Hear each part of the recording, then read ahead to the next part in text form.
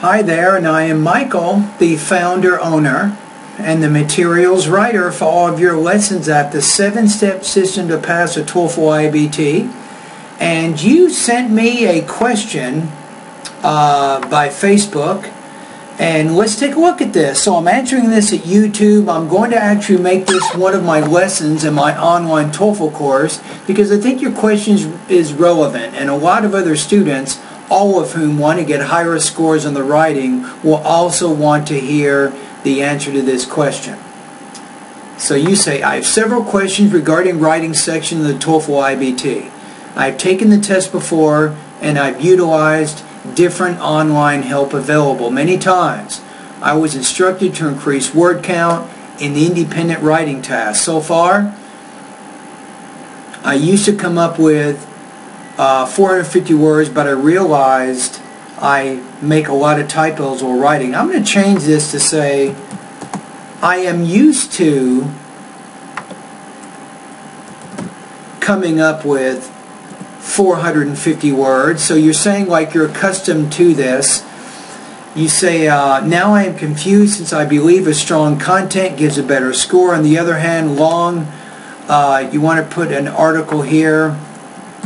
A long essay simply means less time for error correction and proofreading. How should I balance between these two aspects of writing practice in TOEFL? From your experience, what is a preferable word count that I should target for 26 or higher on the writing? And how would you evaluate an essay with good content but average grammar, sentence variety, and vocabulary versus an essay with average content but better grammar, sentence variety, and vocabulary? In my opinion, you're asking me, I think content is king. Let me write that down here.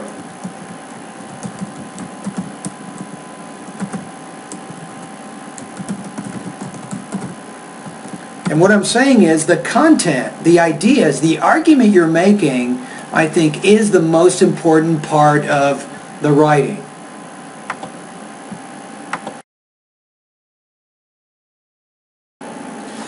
So what we want to do right now, and I'm going to just give you what my opinion is based on my experience. I've been teaching TOEFL now for 20 years. I've been teaching online for about 5 years. And a lot of my students who write more than 350 words, I think they typically will do very well on the TOEFL because they're showing they can develop ideas. Now you say you have a lot of typos. I don't consider a typo a grammar error. That's simply a problem with your typing skills. So I think that you will get some leeway. The TOEFL will give you a little bit of a break with some of the typos that you might be using or committing during the actual independent writing task. Now what we want to do right now is, let's just get this from the horse's mouth here. I went to TOEFL and I got the rubrics, the scoring rubrics or scoring guide for the independent writing task. Let's take a look at what a perfect score is, and let's see how important the grammar is here. You have effectively addresses a topic and task. That means that you have directly answered the question. It's well organized and well developed, using clearly appropriate explanations, exemplifications, and or details. Displays unity, progression, and coherence. So you have 1, 2, 3, 4. The fourth point is displays consistent facility in the use of language, demonstrating syntactic variety, appropriate word choice, and idiomasticity, though it may have minor lexical or grammatical errors. So you can certainly have some of those errors in there. So did you notice here we have 4 different ideas? It looks like 2 different ideas. They talk about the development of your ideas using explanations, examples, details, also progression. Progression means that you continue to develop an idea. You only have one category, one specific category, I think, in the rubrics that mentions the language use, the sentence variety, and so on. So that's telling me that content is more important than the grammar. So you should develop, you should continue to follow your instinct. My suggestion is to write a minimum 350 or more words for the independent writing task, and make sure that you develop your generalizations with more specific detail. Now, I want to go to, let's take a look at this. So, let me see if I can give you an idea here what I'm talking about here. So let's go, let me make this a little bit bigger here. So let's say you have a main idea, right? You should also have a support idea. And then you have what's called the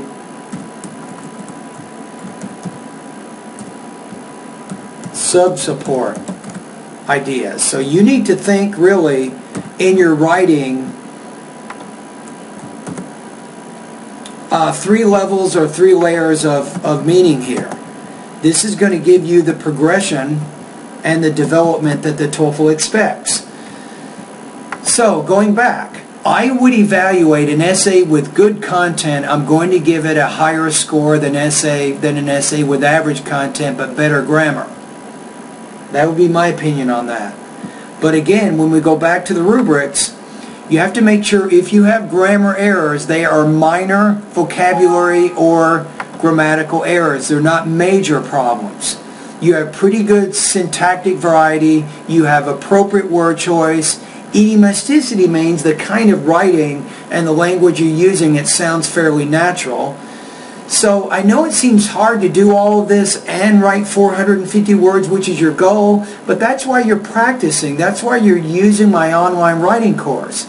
So I have over 40 independent writing practices. What do you think is going to happen if you do 20 or 30 or even 40 independent writing practice tests? You get much better at writing, developing, organizing, and polishing your ideas. You will improve. You'll get better with practice.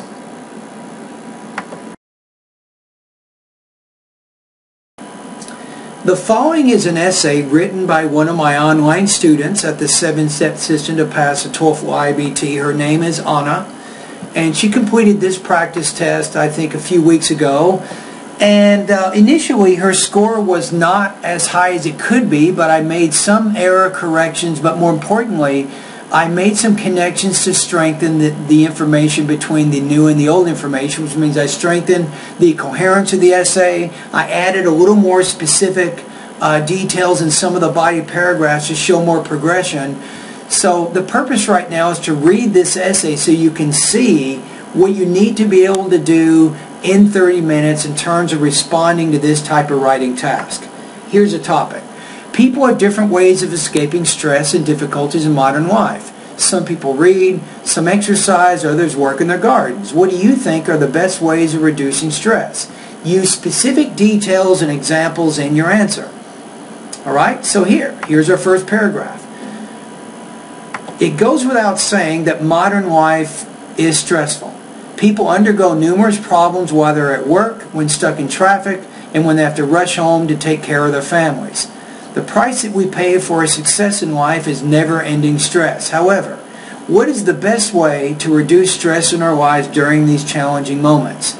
Even though every person has his own recipe of stress reduction, the years of practice show that the best way to escape stress for me is a long walk with a friend. It gives me the chance to physically distract my stress to relieve my physiological tension at the same time. So what are we doing right now? We have in the beginning, we're trying to create a good organization, and we want to show unity and progression and also coherence, right? So how do we do that? We do that by including this thesis here, which mentions how walking, it gives me the chance to physically distract my stress and relieve my psychological tension at the same time. These are 2 supporting points. So Anna, instead of bringing up 3 reasons why she thinks walking reduces stress, she only focused on 2. So that way she has a lot of development around those 2 ideas. Had she brought up 3 ideas, it would have been much more difficult for her to show this type of progression. So let's take a look at the word count for this particular essay.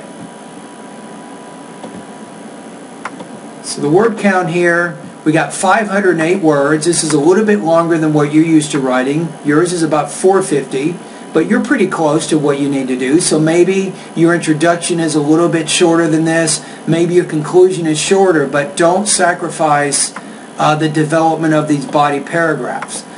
So her first paragraph, she says, first of all, a long walk helps to distract my stress because my body is concentrated more on the physical activity and not on the day-to-day worries of my life. Stress is a physical condition, so it can be reduced by balanced physical activity which switches my body toward working in a different direction.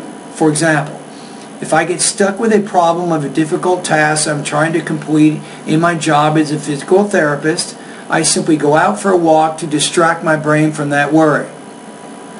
Walking a few miles leads to improvement of blood circulation and activates muscle movement of my body.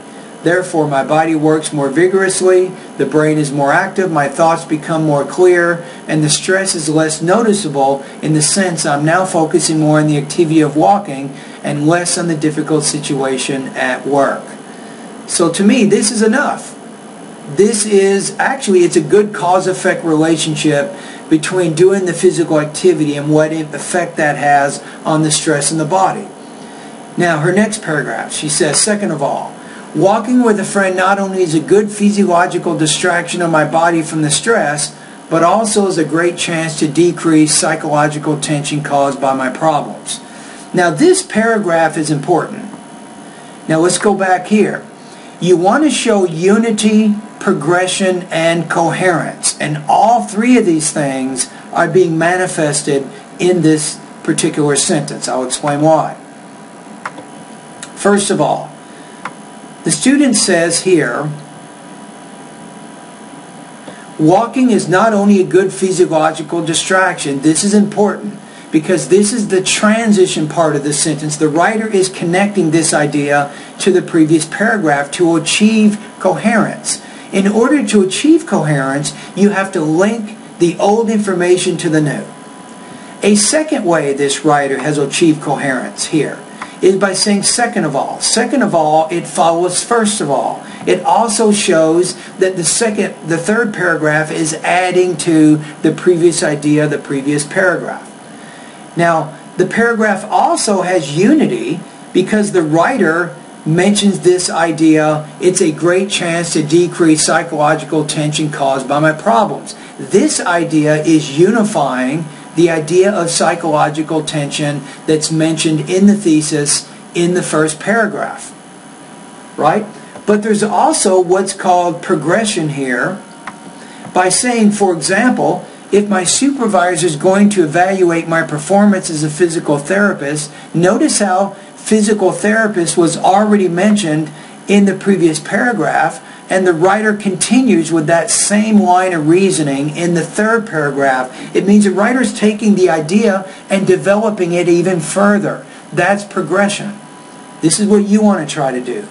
It says, for instance, if my supervisor is going to evaluate my performance as a physical therapist to determine if I am worthy of getting a raise, and if I'm worried a lot about that performance review, I can share my concerns with my friend and get good advice about how to prepare for that evaluation. Additionally, stating my problems out loud helps me to organize my own thoughts and to create my own script to dealing with them. I guess while escaping the stress, the importance of friendship lies in the fact that a good friend is the one who simply can listen.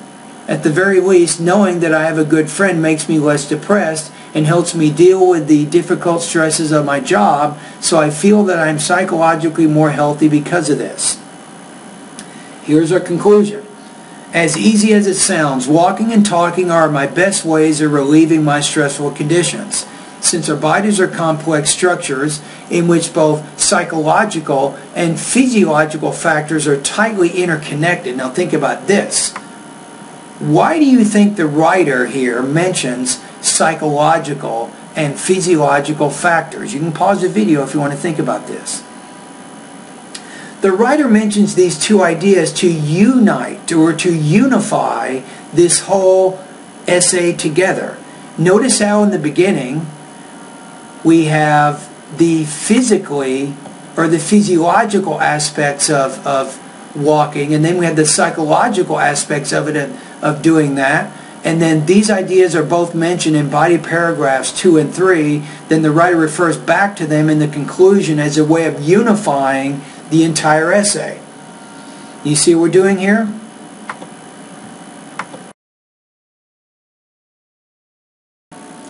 In conclusion to this video, I'm going to make some final comments. So for you, you don't want to sacrifice the content at the expense of your grammar if possible. So you need to get the best of both worlds. So what you want is, you want an essay that's approximately 450 words or more, right? But it also has good syntactic variety, good vocabulary use, and not too many vocabulary or grammar errors. This is your goal. This is why you're practicing right now. This is why you're reading every day, to get better control of the language use. You see what I'm saying? So practice makes perfect. You can do this. I've had a lot of students who have taken my online course who did not have perfect grammatical or sentence structure skills. They had great content. They had very well developed essays, and many of these students scored higher than 24 points on the speaking section, on the writing section of the exam. All right, anyway, thank you for your comments and good luck to you.